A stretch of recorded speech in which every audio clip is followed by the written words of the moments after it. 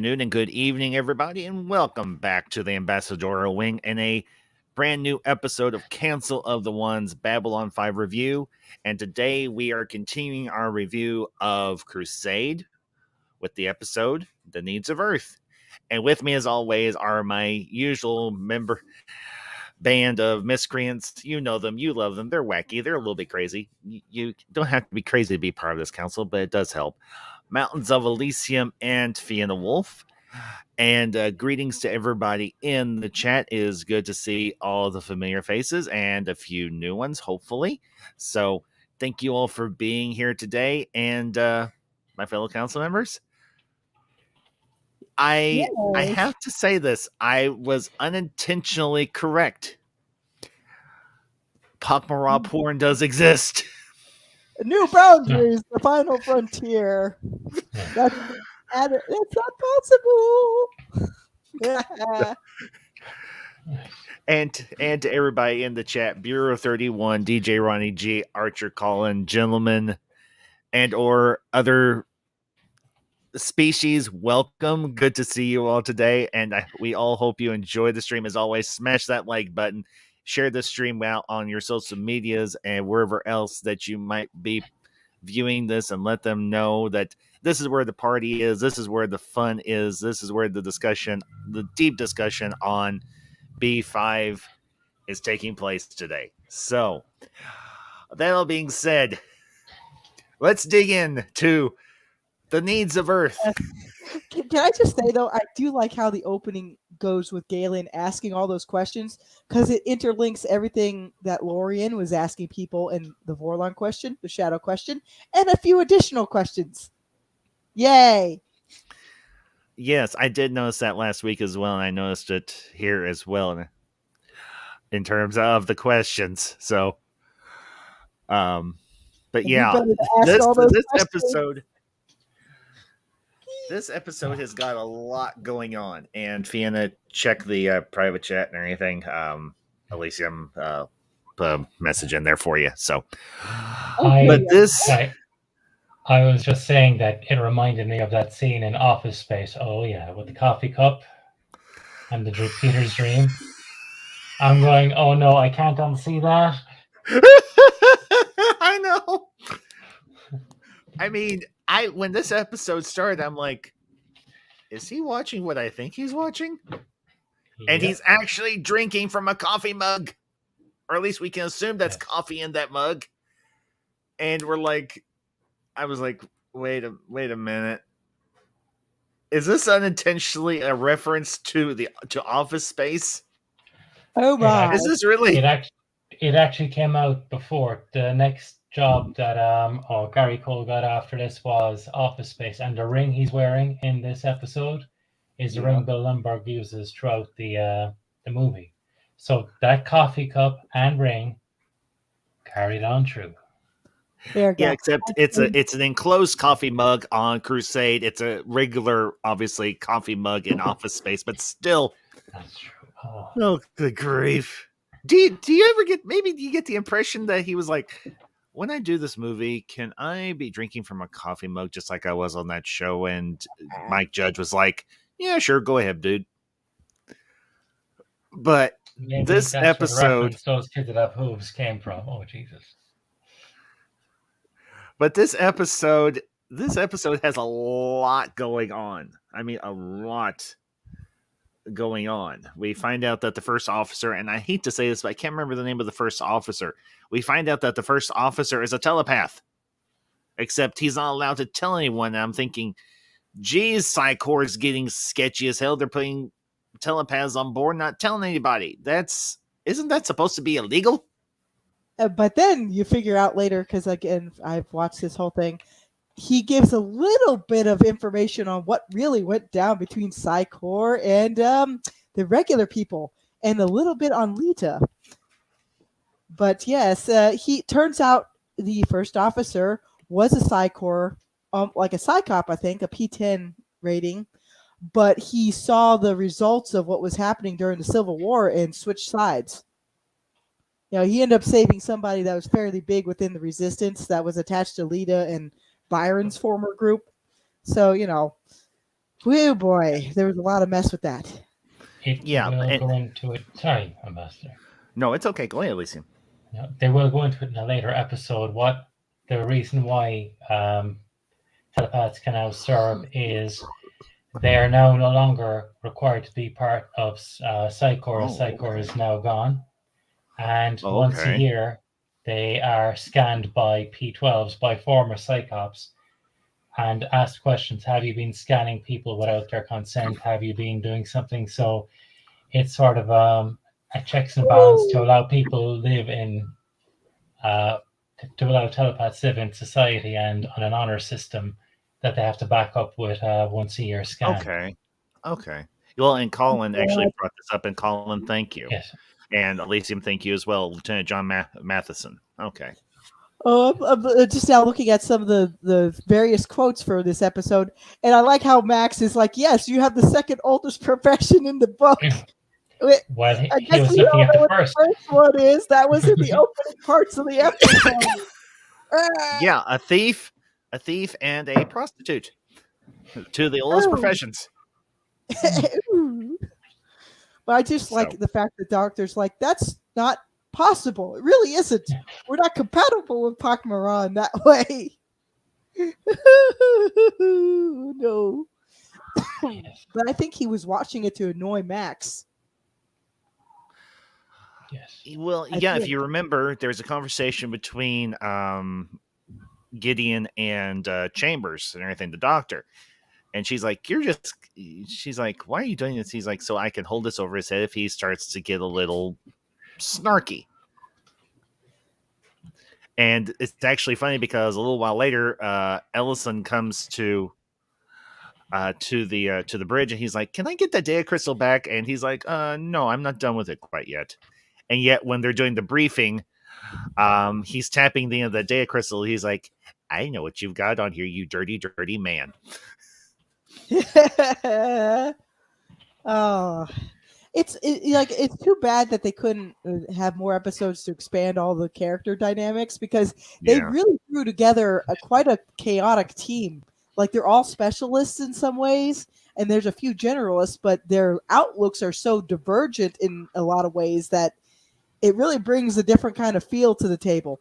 Like with Babylon 5, most of the characters were fairly, they were, for the most part, on the same side, or at least understood why.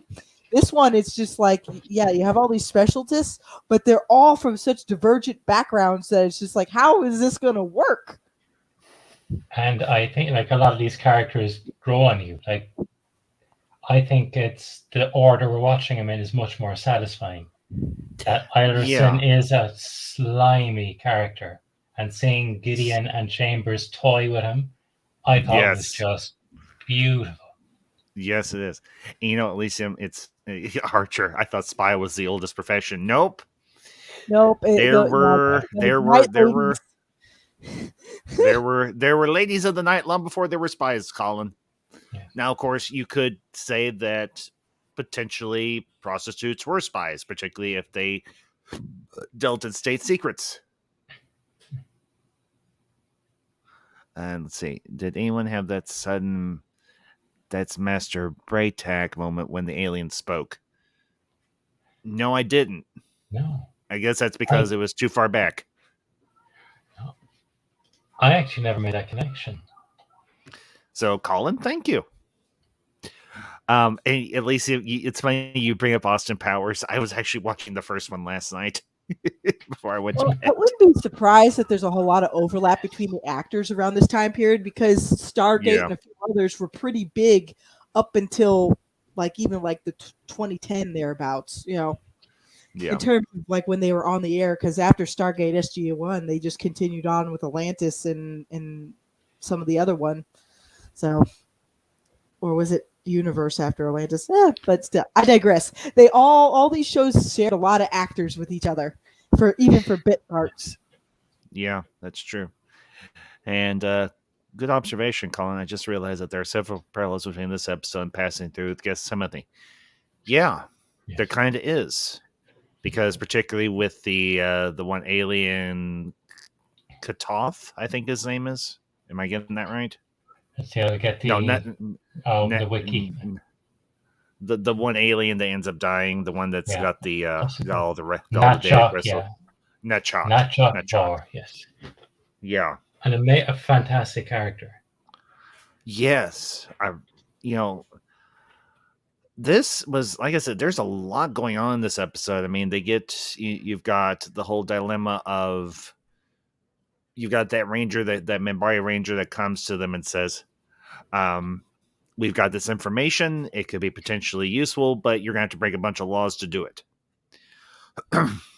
And Gideon's like, yo, there's a lot of people on the line. Of course I'll do it. Like they're having to go not the lawful good route. They have to go kind of like chaotic good in most cases.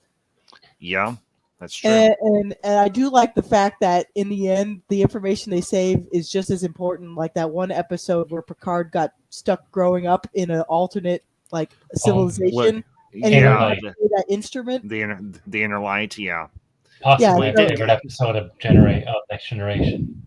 So this kind of reminds me of that, because they're saving a cultural artifact from this government that's obviously gone off to the wayside and doesn't really care. They consider the most dangerous criminals like just people that want to be left alone and have free thought. And you could apply that to almost any story without it being like, this is part of current year. See, this is why I appreciate older sci-fi, because you can bring up these dilemmas without being like, oh, this is the equivalent of so-and-so in our world. It's like, no, it isn't. It's just a general theme or trope that they extrapolated for this universe. Yeah, because you've got this race, what's the name of the race? It starts with an M. Maradi. And the Maradi have gone off the deep end.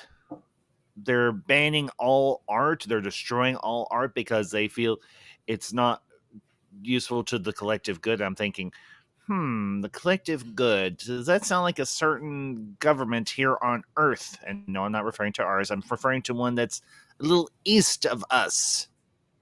Just saying. A certain CCP. That's all I'll say. If it doesn't benefit the state, it doesn't matter. No, because all art is beneficial to civilization. Oh man! You don't even have to think it, even in our context either. It's just these are like basic stuff from since people have been drawing on caveman walls. Ever since people could figure out government. You even see it in the old epics like Iliad and everything else, where the hero often has to go up against corrupt officials. Whether or in Odysseus's case, he got to go up against a bunch of corrupt suitors that wanted his wife. Yeah. Well, and the real ethical, I think one of the real core ethical things that are brought up in this episode is it's towards the end of the episode, but it's a conversation between Gideon and Chambers, and he's like, this doesn't benefit Earth in terms of trying to save us from the Drakh plague.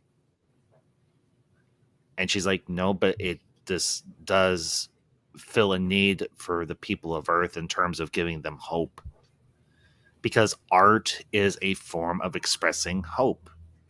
Art is a means of expressing all sorts of emotions and thoughts and feelings and ideas. And at least this guy knows that his stuff will get out there, because once it gets on the extranet, well, it's there to stay. Yeah, because, and if you even noticed, they made copies of those crystals, and they had already started making more copies of those crystals. Everything with all the art and the music and the poetry and all the writings and everything else across the board that this race had created.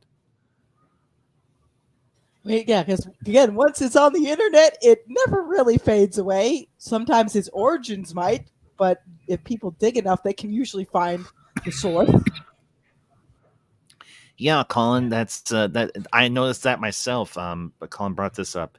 It's also come to think with similar dynamic between the alien minister and his translator and the I can't pronounce it, and talk in acts of sacrifice. And I noticed that too.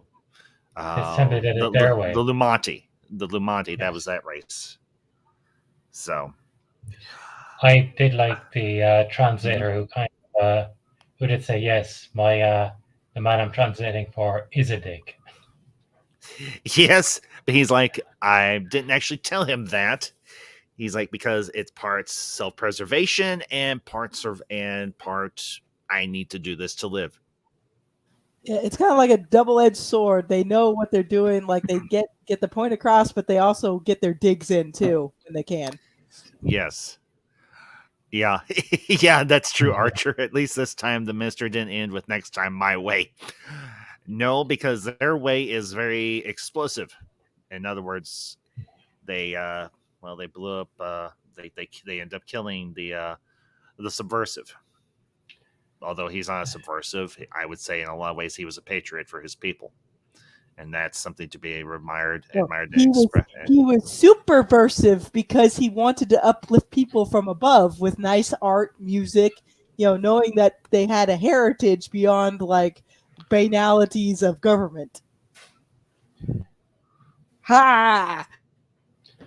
That's I true. mean, can you imagine if we could go back to Carthage and just record the music, be on the streets, listen to the people telling the stories? That city was destroyed, their culture gone. Yeah. What we've lost. And I'll be honest, this episode I think is fantastic. It starts with a laugh. I laughed my way through. But the scene where, oh God, I even forget his name.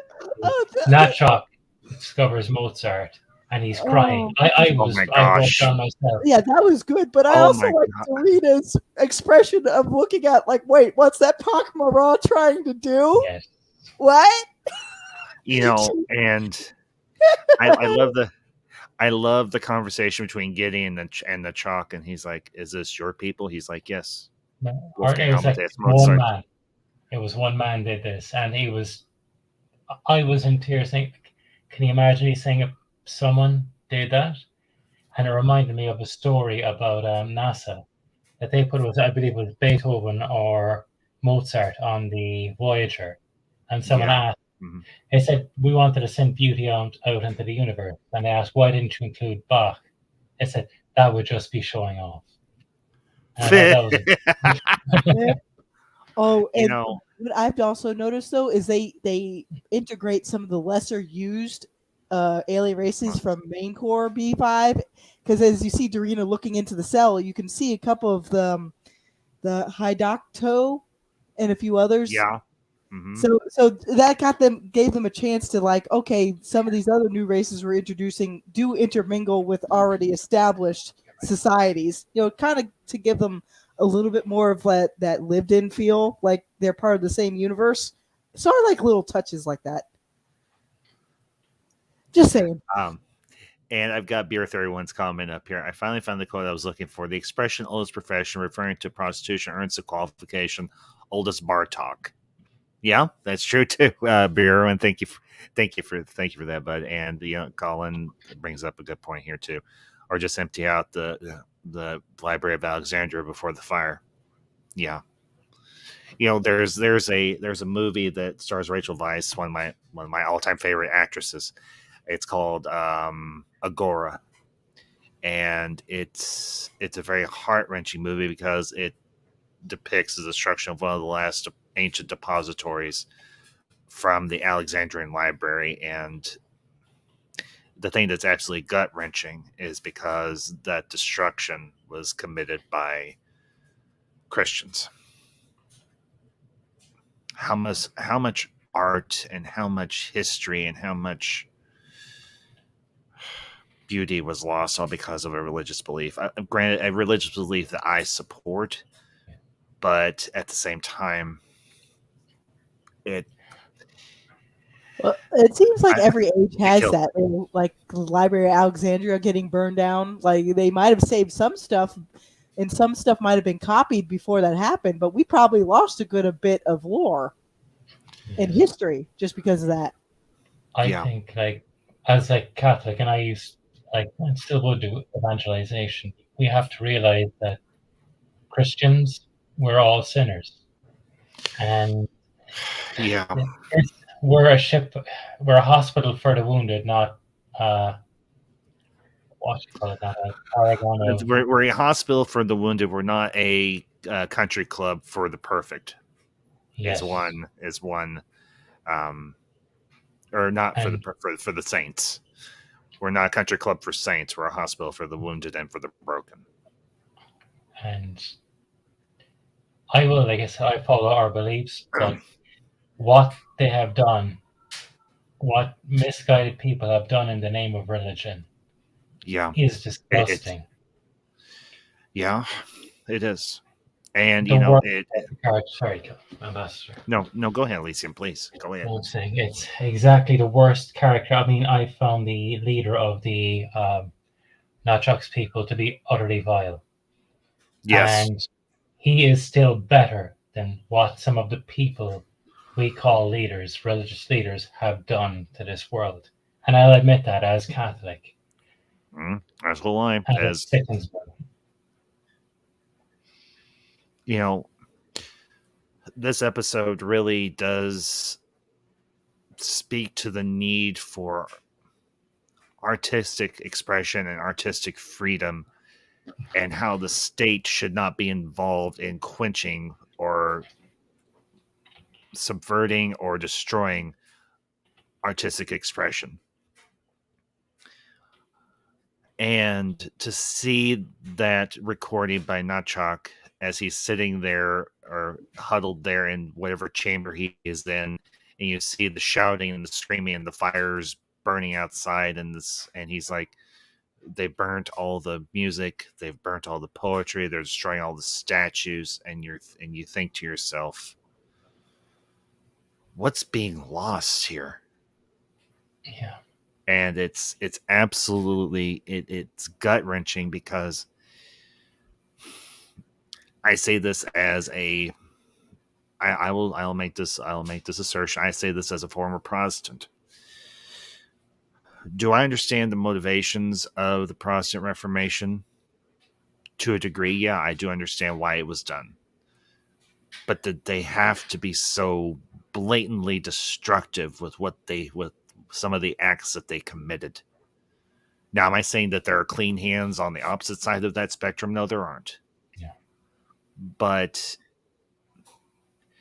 it kills me inside to watch this episode and to see even a small part of a culture destroying its art, all because it doesn't serve the state. And that right there is a comment that I think serves absolutely no purpose. Quite frankly, in some instances, I say to hell with the needs of the state. The feeding of a people's soul and a people's conscience, and being able to inspire hope and to dream and to express oneself artistically, regardless of what that method is, chuff all with the need of the state.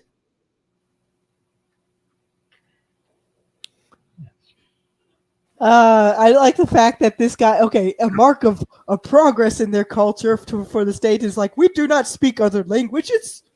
Well, that makes you intellectually bankrupt. We shall maintain our moral superiority by being pig shit ignorant of other people. Yay! Yeah, and it kind of goes back to the episode Relics. What is 100% Takaran pure? Look, we are none of us pure. We are none of us perfect. We are none of us above reproach. We all have said and done things that we regret, but we do our best to make amends for it. Yeah, Colin, I'll bring up your comment here. Yep. Essentially, yes. Textbook definition of fascism. Yeah. And essentially, go ahead, Alicia. No, go ahead, buddy. Yeah. You're fine. It's just something that happened in my country. When Christianity came to Ireland, rather than destroy what was gone, the monks recorded our stories that had gone before. Now, fair enough, they maybe may have put a Christian spin on it. But Mm. Irish history is thousands of years old because the monks wrote down what they had learned. They went and they brought the Christian. They left the people where they were, but brought them to Christianity without Yes. trying to destroy who they were, taking out sanding off the rough edges. I mean, I'm kind of glad they got rid of the headhunting and human sacrifice. Kind of glad of that. Yes. Yes. Obviously. But they still kept the stories of the old gods became heroes rather than gods, but they were still there. So we have a rich history that we still have, and which inspired Tolkien to write The Lord of the Rings, because in Yes. England that wasn't done. So much of English history, which is as rich at least as ours, is gone, and Tolkien tried to give that back Yeah. in his own way. And what did we get? We got The Lord of the Rings. And the Crushing art. Hobbit. Mm-hmm. Go ahead, I Mason. went to art college, so I can see the value in art. I saw really, really awful art, and I was responsible for so much of that awful art. But art needs to not only be beautiful, but it needs to challenge. You need Yes. to, if you become safe and do nothing, I used to go on, until COVID hit, go on a retreat once a year. Mm-hmm. And I told a story about challenge. And I'd say this is either in things happening in art and whatever, that God met a man and told him, go out into your yard and push against a rock. And for 1 year, the man pushed against the rock until the devil came up and said, hey, you've been pushing for a year. Hey, you got nowhere. That rock is still where it is. And then the man got despondent. So, God, why did you make me push the rock? I haven't even moved it. He said, I didn't ask you to move it, just push against it.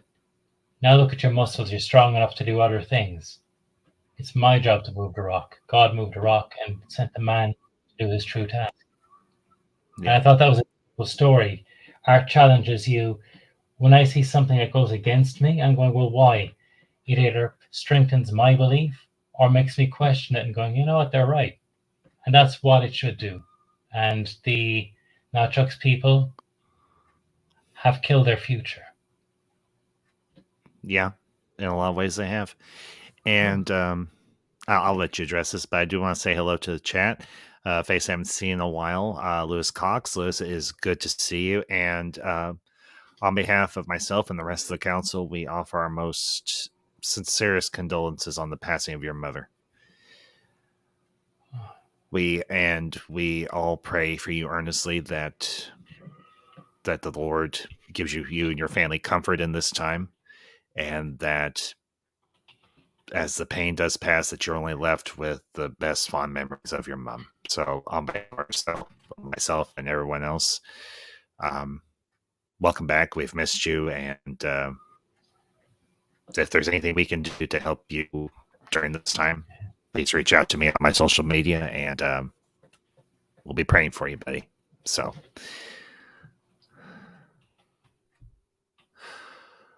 but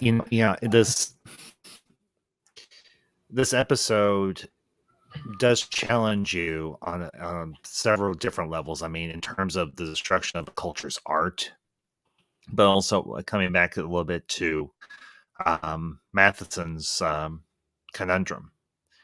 He's like, I could have said something, I could have spoken out, but he's like, but if I had, what would it have meant to the rest of the ship? Could we have potentially beaten all those other ships? But he's like, I stood by silent and I let that man go off to his death. And we've discussed matters of faith on this channel before. We've talked about matters of Christian belief in this group, everything in the past. It's something that we do discuss, and we're not afraid to confront it. And we'll not confront it, but to discuss it. And this episode, I think, also begs the question: do you let one good man go off to die to save many, or would you have spoken up? And, it's funny the fact that you have a telepath who was raised Catholic. Again, you have the idea that I got the sense that go ahead, this Anna. particular race wouldn't have left him alone had they, rescued him and the knowledge. I couldn't really see too much of a way out of it unless the rest of Earth Force was able to pop in by. But due to the situation on Earth, most of Earth Force is probably having to quarantine Earth herself so people don't go off planet and infect more humans or infect other people. Yeah. Because you never know that virus could mutate, just like what happened with the Markav to the Pakmara cells. So it's like, ugh. Yeah, exactly. He set Crusade up this way, I think, on purpose to see how the crew could get out of these situations without complete brute force. Because sure, the ship is very advanced, but it can also be henpecked to death, by 1,000 bees. Yeah. One other, actually, as you mentioned it, Vienna, the Minbari have human DNA, so they should be susceptible too. Possibly. We don't know for sure because, unfortunately, we never got beyond season 1 because, well, the geniuses at TNT and Warner Brothers decided to axe it. Thank you ever so much, WV. And what their problem was is the way the time slot they put it in.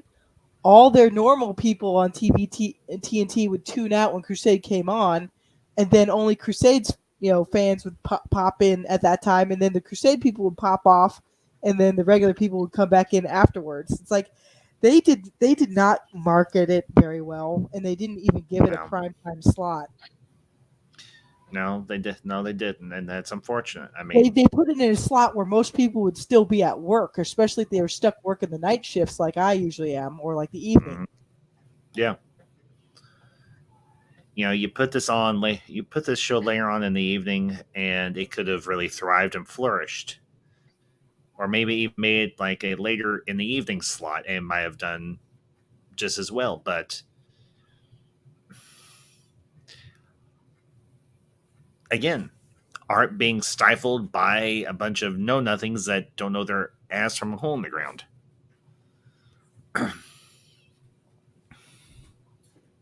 But I do like the fact that our music convinced him to hand over his crystals to be copied.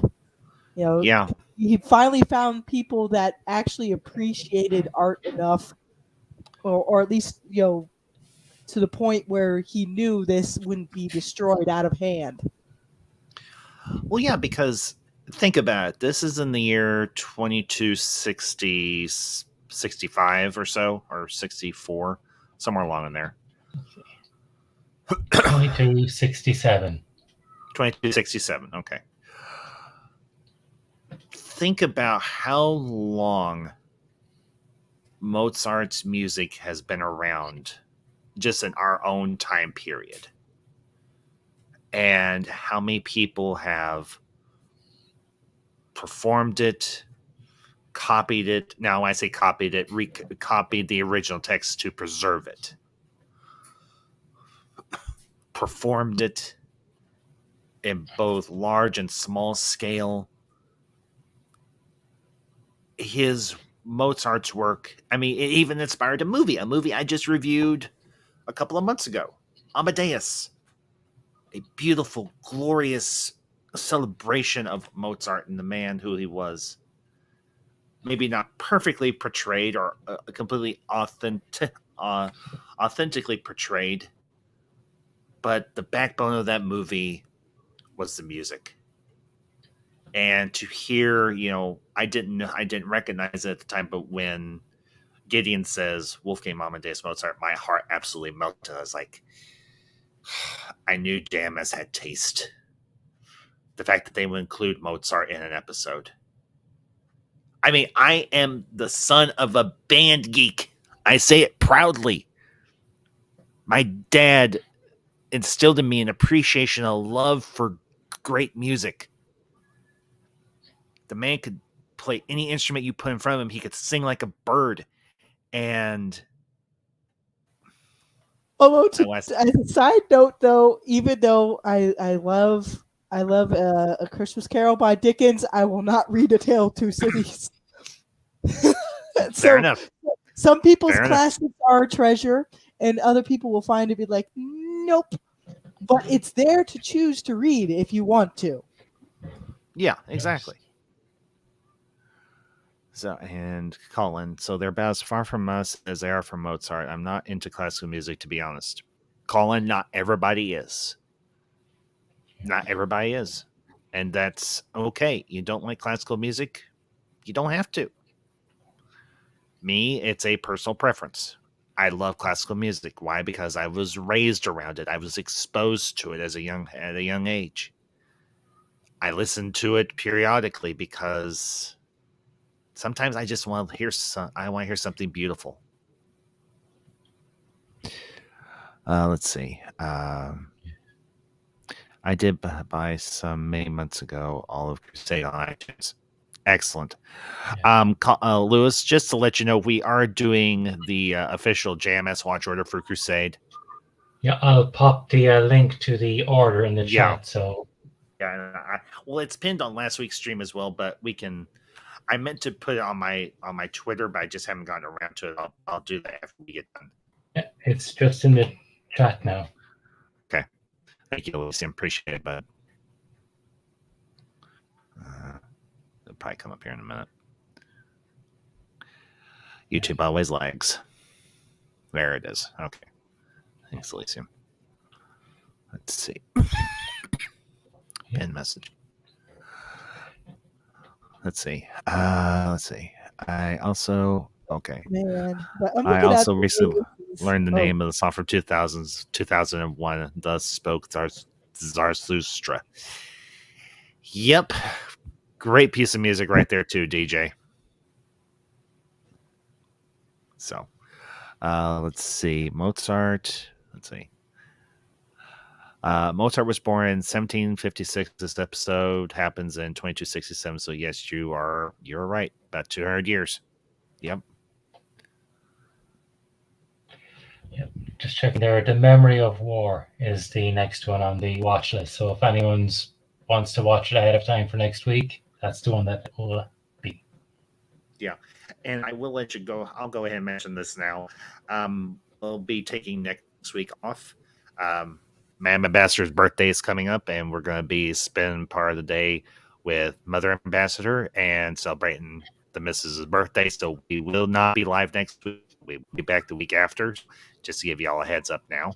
So, and let's see. I'll bring up your comment here. For some reason, this whole series, though, manages to strike a balance between moments of being lighthearted and then, some of the more serious moments. A lot of shows seem to balance that too much. But I think Babylon 5 universe has always been pretty adept at it. Well, I think the reason they're able to balance that is because they have good writers and they have good directors, and they knew how to balance things properly. Because you notice in this series, Darina usually gets to have the fun kind of observations with Galen, and that's where some of the lightheartedness comes from. If a bit from like the off-ball sector, but still, it's just like they put the stupid video in there to distract everyone, so she could help make like 2 other distractions to get the guy out. Yeah. She sets up the video for that lovely Max special crystal, and then she uses the bomb to equally help people get out, but also create yet another layer of distraction. Yeah, and I will make a joke here. You could almost say that Max's crystal is a Skinamax crystal. Oh, Jesus. I did it. I went there. It is a Potmara porn Skinamax special crystal. Oh, God. Well, the funny part is, again, I say I didn't realize when I made that joke back a few months ago that cock morale porn was actually a real thing. I really didn't. I didn't know it was a real thing, and now I know that it's a real thing, I can't. I'm like, okay, we're all adults here. Could they have picked any more of a cheesier porn music track for that? Oh man, but the climax of the episode actually happens about 33 minutes in, and then you get to spend that last 10 minutes or so about like the effects that this guy, even though he's just one character for one Yeah, episode, you get to see the kind of effect he has on the whole crew. Yeah. yeah, and that's the thing I like about this. They had a relatively speedy resolution. They didn't drag out the mission down to the planet too much, whereas some shows might stretch it out too much. They got in, they got out, but they had time for you to kind of decompress and process what exactly has happened and the impact that this character Nutshot Var did have on everybody. In And some, sorry, no, go ahead, Elysium. You're fine. I think in some ways this is you could look at these people are was like the deconstruction of falling stars where Earth fell in a similar manner. Mm-hmm. I can see Yeah. the Alliance will take those crystals, and I know it was not Jock's hope. Maybe at some point your people will return our culture to us when we're ready to hear them. That was heartbreaking, but beautiful. The idea that Mm-hmm. they have so much hope that they don't know, and Nutshot died kind of in the knowledge that his people's culture was safe, and that Mm-hmm. one day it may be back again, Yeah. and back when people will appreciate it and love it just as much as he loved Mozart. Imagine his people hearing after 100 years, 200, 300, like what for us would be hearing Bach or Mozart or Beethoven or Handel. Beethoven, Handel, or even modern kind of music that we might Yeah. scoff at, but is beautiful in its own way that people in the future, although there's some Irish country music I think should be consigned to history. Oh, it can be awful. Yeah, but it is true though. It's funny. Like this stuff can weave in the ridiculous, like this the how it opened, and then with the more serious on how it ended. Yeah. And it doesn't feel like narrative whiplash either, because no, it doesn't. some people can't really combine both those things too often, or they just don't have the timing to where it's just like, okay, that came in at an awkward moment. I know what you're trying to do, but yeah, like a lot of people can't pull that off. JMS could. And Colin, thank you for bringing this up. Here's a classical music trivia coincidence for you. Beethoven's fifth famously starts da da da dum, which is also the Morse code for V, which is also the Roman numeral for 5. I did not know that, so I learned something new today. So thank you, Colin. Yes. Tell me you're a music geek without telling me you're a music geek. Colin is a music geek. And kind of descriptive for Natchok's people there. Da da da dom. Yes, that's Sorry. true too. Couldn't You're at least you're not wrong. There's dumb as rocks. There's dumb as fence posts. There is dumb as a. There's dumb. Think about it though. I think this is one of the few episodes that Galen isn't in. Yeah, I noticed that too. Galen is surprisingly absent from this episode. But here's the thing. We didn't necessarily need Galen for this episode, and that's okay. Yep. No, I noticed though, like with the big arc episodes, he's usually there. Mm-hmm. Usually. Actually, But knowing him, he probably would have found a different way to preserve those crystals. But it would have been more like, oh, the techno mage came in to straighten everything out. They can't really rely on that 24/7. So this kind of showcases, what the team can actually do on their own. Yes, without Galen. Yeah. Yep. Yeah, I think it's a good thing that Galen is such a powerful character. He should not be there in every episode. They need, like Fiona said, they need to figure things out on their own. And it gets JMS out of a hole where he can just go, why doesn't Galen do it?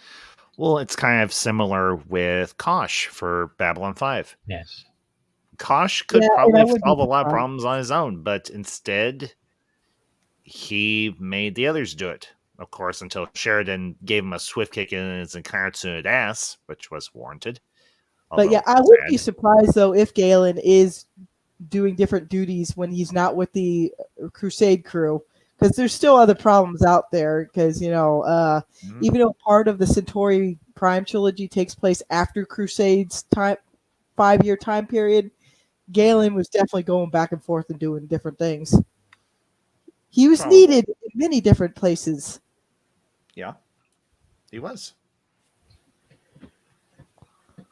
So, but yeah, those guys definitely were helping the Centauri Resistance. Oh, you can even see a bit of it in the Techno Mage trilogy too. Mm-hmm. They had their little Techno Mage fingers in a lot of different pots. Well, and they realized that there was a need for them to intervene in certain instances, and I think that's a good thing, because it shows that the Techno Mages are not do not feel that they are above everybody else, that they feel that there are some people who are warranted their assistance, and the Centauri are one of those people. Because they realize that go ahead, Pam. Part of it is just saying, like, Galen even tells Sheridan there's certain kinds of people that will listen to them because they have such faith, and Sheridan's one of them. And even Gideon is another one. Yeah. Well, and, I will say this. Gary Cole, granted, the only other performance I've ever seen him in, I know he's done other things in his career, obviously, but him as Gideon, he has a bit of a Sheridan vibe, but he has his own character, he has his own personality, he has his own way of doing things. And and when him and Chambers are talking about dealing with death, and she brings up the Cerberus, which I'm guessing is a ship that Gideon served on prior to him coming onto the stage here for Crusade. And she was like, there's only so much you could have done. You were just an ensign at the time. He's like, yeah, but how many good officers and people died because of me not stepping forward and being more of a leader? I think is kind of the gist of the conversation. Well, and I think Sheridan, in comparison to Gideon, Sheridan's more of a classical soldier archetype. Yeah. While Gideon is more, he's the kind of guy that'll get his hands dirty, or even dirtier when needed. Like, Sheridan will get his hands dirty and he'll get in the trenches, but it seems like Gideon's more comfortable in the trenches fighting next to people he knows. That's true. Gideon has a very deep sense of loyalty to the people around him, which I respect, because without loyalty and without backing the people that you care about, you're kind of empty inside. So I will bring up your comment here, Colin. I remember Gary Cole from Midnight Caller, but I have recently rewatched The West Wing. I mainly remember him as Vice President Bingo Bob. I don't remember him on The West Wing, Colin, but it's been a while since I watched it, so I'll have to look some clips up or something of him in those shows. So, but thank you for bringing that up.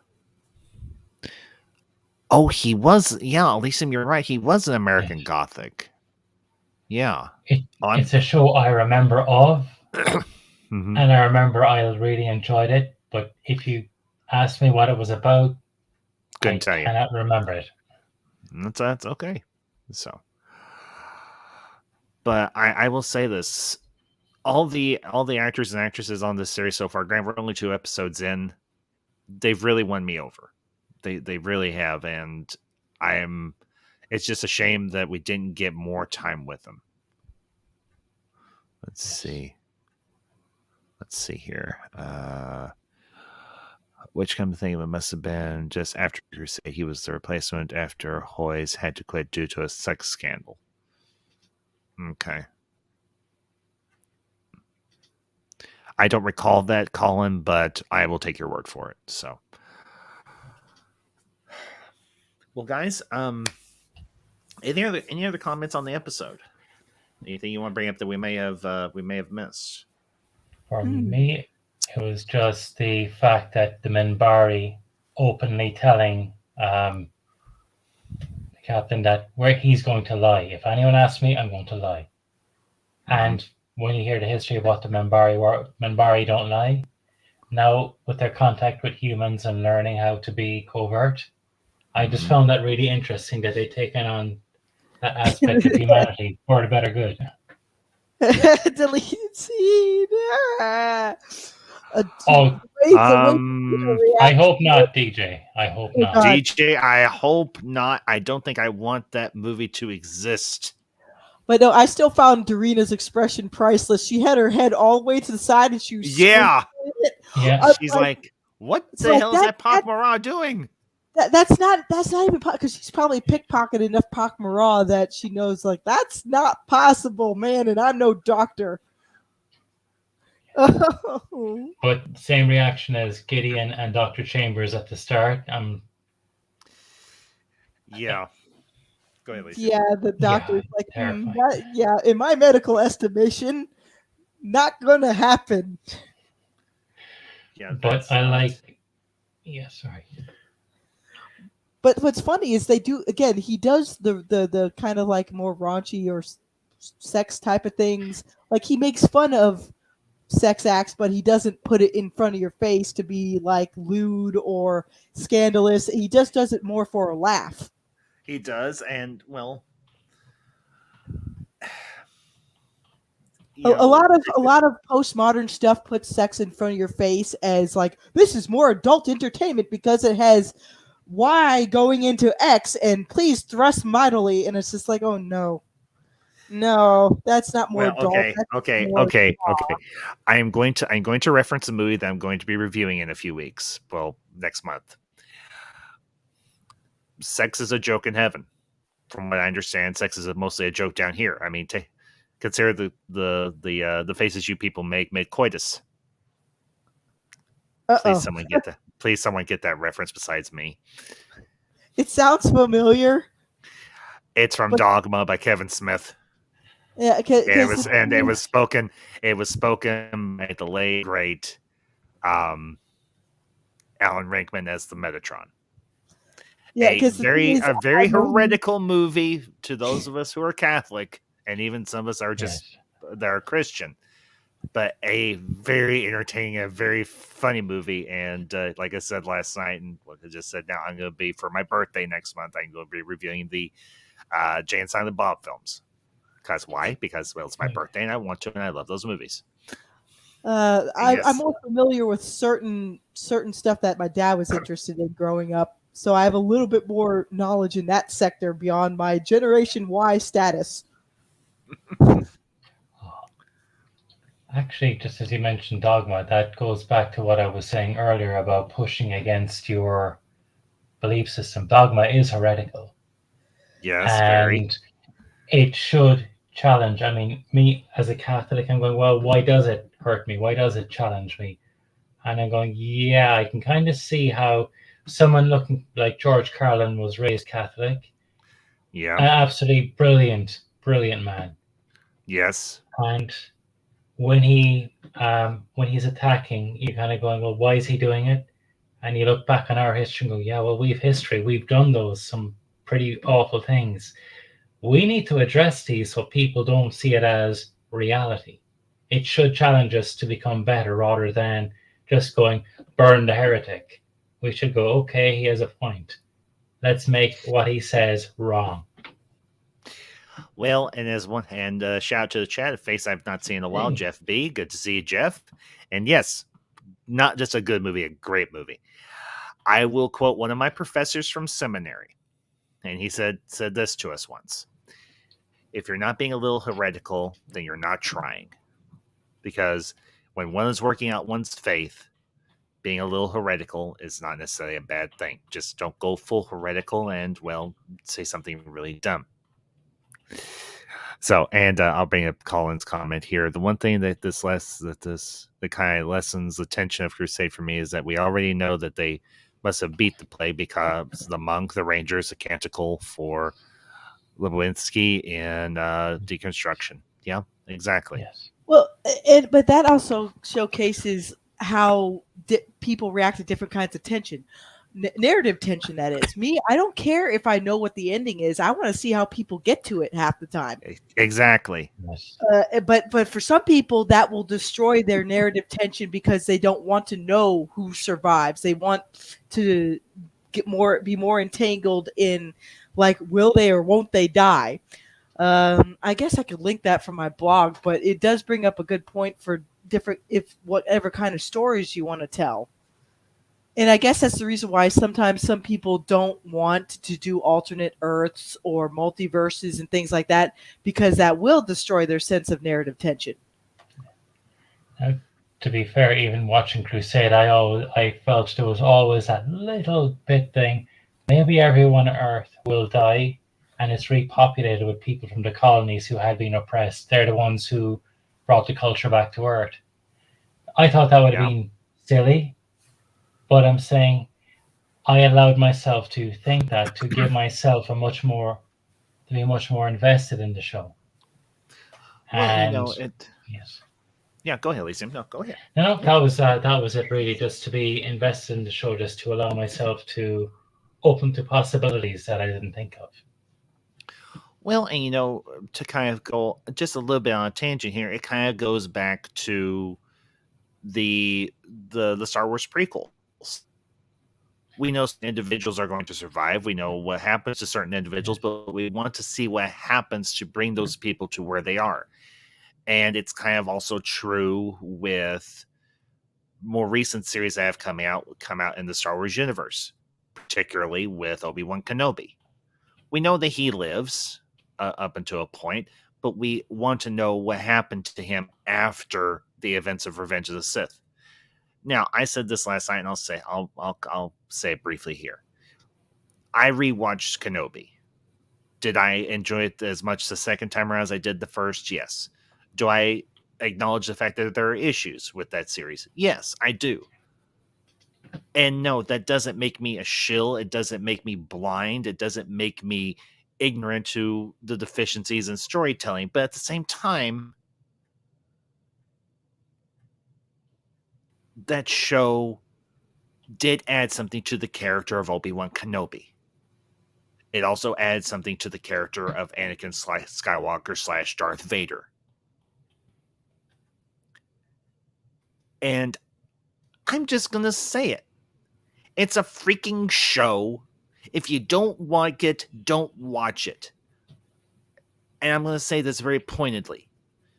To the people, to the members of the fandom nuisance, if you hate this thing so damn much, quit being a bitch, quit talking about it, and quit covering it. If you hate it so much, why are you watching it? Let the rest of us who enjoy Support it... indies who want to entertain you with the tropes and themes you prefer. Read the old EU. It's like you're going to eventually get an ulcer. I was eventually giving myself an ulcer looking at shit I hated, to be completely blunt. Like, I don't like Snyder and his take on Superman. I don't watch Hobo of Steel. I don't look at DC Comics anymore. Every once in a while, some of the stuff will end up on my feed to let me know that the skin suits are still skinning. So why care about that? Support the alternatives that want to give you the entertainment you like. There's plenty of us out there that want to regress harder into the pulps and give you good entertainment without all the message fiction. Thank you. Yeah. But the problem is, Fiona, it's far easier to be lazy and critique rather than to support something good. And that's why I call them the fandom nuisance. They're a pack of immature, intellectually bankrupt, mentally and emotionally stunted man babies and man women. Period. That's why I washed my hands of them a long time ago. And you know what? You can tell Disney to fuck right off and buy stuff from second and third hand bookstores. Support the Yes. little guys, get the Star Wars you want, find the old collectibles you want, and you can tell the postmodern to go fuck it, marry off. Yes. Exactly. I So, look at some of that's the my modern rant. shows. Go ahead, Alicia. Sorry, man, sorry. I'm saying, like, No, you're some of fine. the modern Trek, I really, really like Lower Decks. Good. Picard, I actually like. It's okay, not great. There's some really awful stuff in it, and there's some really good stuff in it. Haven't seen Prodigy, so won't comment. Yeah, And let's put this way. Discovery, great potential, awful execution. Let's put it this way. It's because most of the entertainment avenues are creatively bankrupt. I get stealing stuff that you like, but these guys want to steal the established fan bases for properties that have been here older than me. And I'm already feeling Well, like the and- Crypt Keeper, you know? So Well, and it's I, like, I know we've kind of gone off on a tangent here, but I'm going to say this briefly here. For those of you that want to check out the stream I did last night, I discussed why people of the Tolkien and Lord of the Rings fan base feel like we need to stand up and defend this man's work. One, he's no longer around to do it himself. Sadly, his one son, Christopher, is also no longer with us. So yes, it does fall to us as the fans to defend Tolkien's work. But guess what? George Lucas is still alive. If he wanted to defend it, he could. Now, Gene Roddenberry, unfortunately, is not around anymore, so he can't defend his work. So yes. But here's the thing. There's one thing to defend a person's life's work, and then there's another part of just being a petty, infantile bitch. That's what the fandom nuisance is. They're a pack of petty, infantile bitches. And I don't generally cuss this much on this stream, and I know Fiona doesn't either. But sometimes you just have to let rip. And yes, I will not be watching The Rings of Power because I have no vested interest in it. the only thing I've watched from that stuff is all the Funny Days of Our Lives soap opera Yes! that have come out And of The it. Young and the Restless. Yeah, and like because they all turn just like in that soap opera. Yes!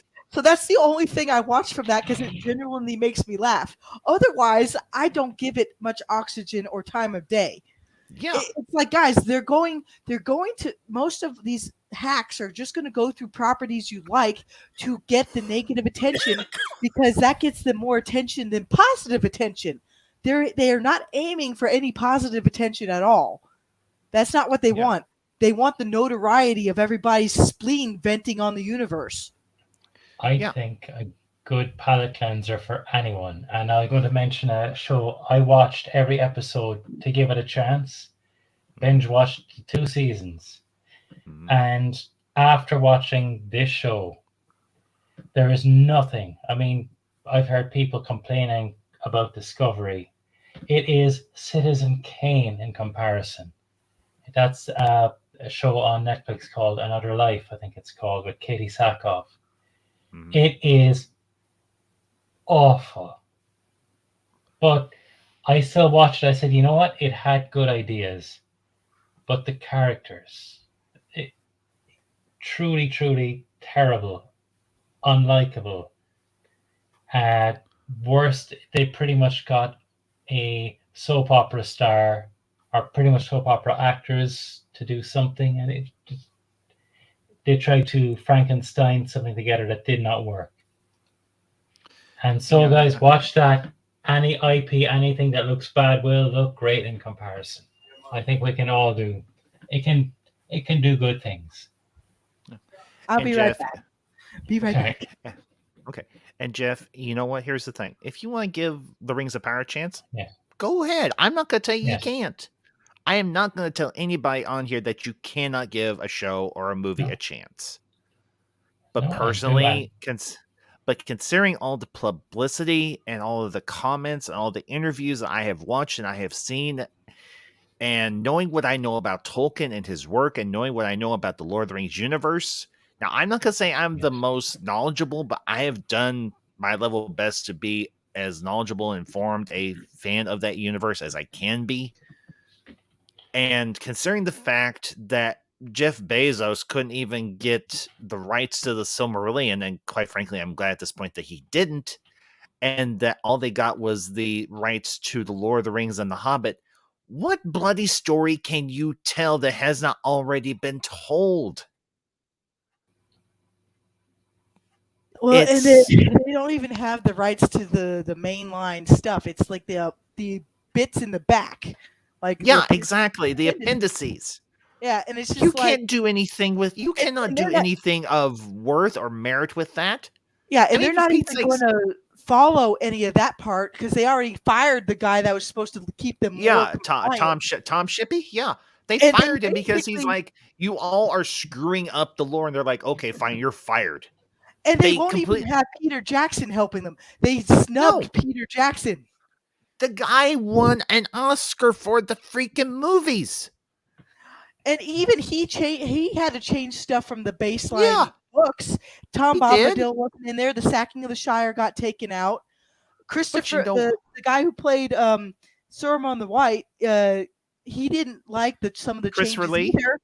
Yeah, because he was a Tolkien expert himself. He was because he got to be in part of Tolkien's classes way back when because he was old enough for that. But the thing is, they had to make some sort of sacrifices for the adaptation. But at least they stayed truer to the source material than most of the hacks nowadays would. That's what most people want people to do. Try to stay true to the spirit of the work. Well, but here's the good thing too. Granted, they had to make changes for the theatrical cuts, but we got the extended cuts. And I think one of Christopher Lee's main critiques was the fact that we didn't get any resolution with Saruman. But in the extended cut, you get that resolution. You do see him die. Well, yeah, so but he also wanted the Sacking of the Shire properly. True, yeah. But they could only do like a little vision for it. So yeah. I mean, you can only put so much into a 3-hour movie. Now, granted, with the extended versions, there's a lot more. Everything you get a fuller story. You get the any kind of adaptation will never be one for one like the book. Like there's certain books out there that are completely unadaptable.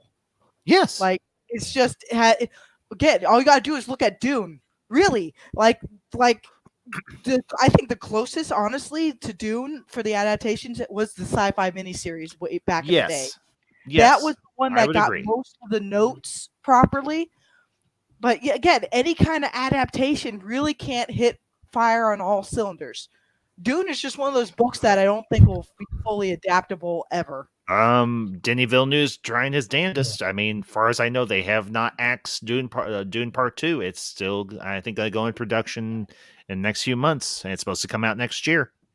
Yeah, but I would say they can't do one for one on each plot that's in the books. That's true. No, they can't do every plot. Honestly, I don't think they'll ever get to God Emperor Dune. That thing's too trippy. I don't think that'll ever have an adaptation. It might.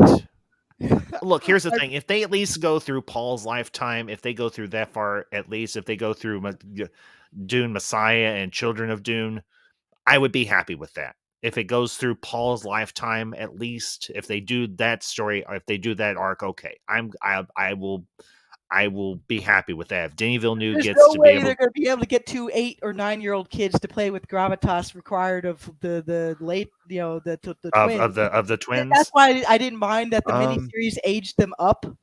Yeah, because I'm sorry, guys. There's no child actor out there that's good enough to do that. Well, not to mention, we got the introduction of James McAvoy. Hello, can we just say James McAvoy as Leto II? Hell yes. And everybody else in that thing did a pretty good job, especially with the budget they were given. Yeah. So yeah, I agree. I think there, to be fair, to give child actors their due, I just watched a while ago the new It, and the child actors in that were actually fantastic. They were. That's It's what just I've heard. the kind of gravitas that's required because Yes. Leto and Ganema, Mhm. even though they're in 8 or 9-year-old child bodies, they have the wisdom of all They're their preborn. yeah, all that combined, and that means they have to basically act like somebody who's lived a couple of thousand years. There's no child actor that can pull that off. I'm sorry, but this is Now, just not possible. Well, I will say this for one child actress that we just recently saw, Vivian Lyra Blair, who played young Leia in Kenobi.